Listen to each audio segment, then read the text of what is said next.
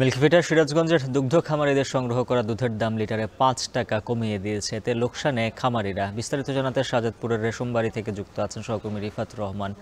রিফাত, জানাবেন হঠাৎ করে দুধের দাম কমিয়ে দেওয়ার কারণ কি, আর কি বলছেন খামারিরা?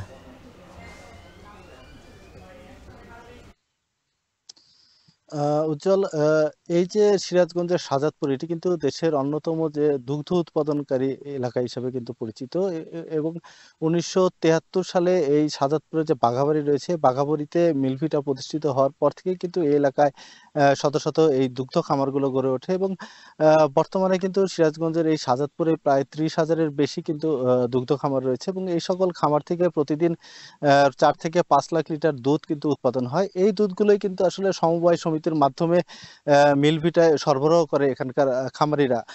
প্রতিদিন মিলভিটা কিন্তু সকাল এবং বিকাল মিলে কিন্তু প্রায় ১.৫ লাখ লিটার দুধ এখান থেকে সংগ্রহ করে এবং বাকি যে দুধগুলো রয়েছে এগুলো কিন্তু অন্যান্য যেগুলো প্রতিষ্ঠান রয়েছে, যেমন প্রাণ রয়েছে, আড়ং রয়েছে, পাশাপাশি ঘোষদের কাছেও কিন্তু তারা বিক্রি করে থাকেন। এতে করে এর উপরই কিন্তু এই অঞ্চলের মানুষের জীবিকা নির্বাহ করে। তবে মিলভিটার যে ৫০০ সমবায় সমিতি রয়েছে, এই ৫০০ কিন্তু তারা নির্ভরশীল। তারা প্রতিদিন মিলভিটায় যে দুধগুলো সরবরাহ করে তার উপরে কিন্তু তাদের আসলে খামার চলে। তবে এই যে হঠাৎ করে গত ২০ তারিখে কিন্তু মিলভিটা প্রতি লিটার দুধে ৫ টাকা করে কমিয়ে দিয়েছে। যারা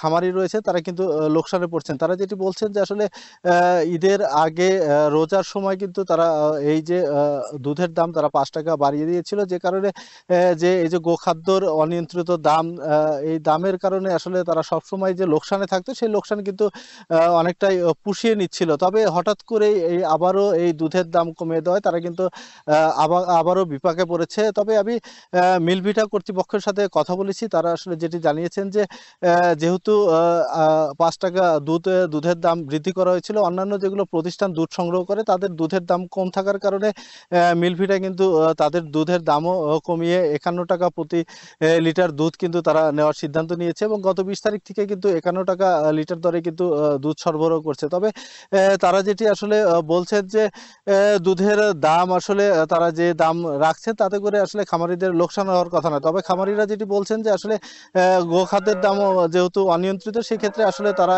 এই যে দুধ উৎপাদন করে তারা কিন্তু আসলে পোষাতে পারবে না। পাশাপাশি তারা হঠাৎ করে দুধ তারা কিন্তু নেওয়া বন্ধ করে দেয়, যে কারণে আসলে অতিরিক্ত যে দুধগুলো রয়েছে তাদেরকে আসলে কম দামে বিক্রি করতে হয়, না হলে কিন্তু তাদেরকে ফেলে দিতে হয়। তবে এই যে লোকসান, এই লোকসান থেকে আসলে বাঁচতে তারা সরকারের দৃষ্টি আকর্ষণ করেছেন এবং দুধের দাম বৃদ্ধির জন্য তারা কিন্তু আসলে জোর দাবি জানাচ্ছেন। তো উজ্জ্বল, এই ছিল আমার কাছে গোখামার থেকে এই ছিল সবশেষ। সিরাজগঞ্জ থেকে যুক্ত ছিলেন সহকর্মী রিফাত রহমান। দেখছেন এখন জনপদে।